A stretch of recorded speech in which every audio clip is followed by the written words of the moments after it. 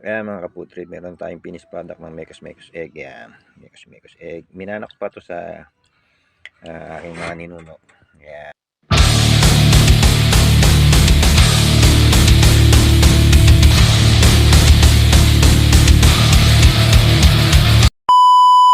Good morning mga kapud trip. Ako nga pala si Kuya Chris, ang inyong mga kasama sa paggawa ng Mekos Mekos Egg. Ayan, meron tayong 4 na itlog at saka kamatis. Yan lang ang ating ingredient. Tsaka siyempre, kailangan natin ng asin. Asin yan. Ayan mga kapud trip, asin yan. So, gagawa na tayo. Yeah, so lalagyan na natin siya ng asin. Depende sa alat kung gaano ang gusto nyo. Lagyan natin siya ng asin. Ayaw makuha. Yun. Nakita ko dito.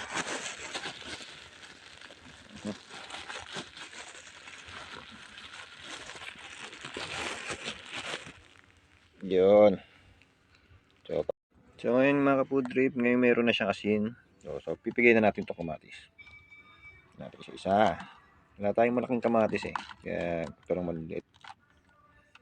Medyo madami siya. Kahit na hindi ganong piga, depende na kayo naman din nakakain. Pwede nyo din gumamit ng kutsilyo kung may kutsilyo kayo. Dito kasi walang kutsilyo, bawal.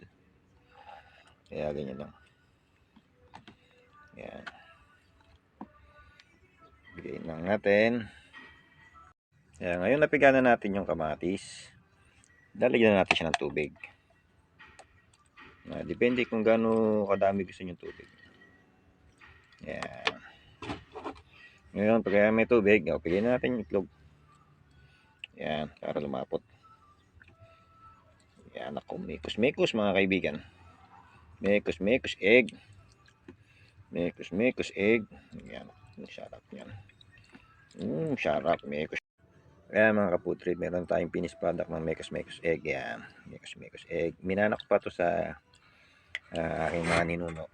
Yan, kasi pag walang pambili ng karne nun, manok o baboy, ang gusto namin na sinabawan, itlog lang, okay na. Ayan, nagkakaroon ka na ng sabaw, di ba? So, kain na tayo mga kaputrid.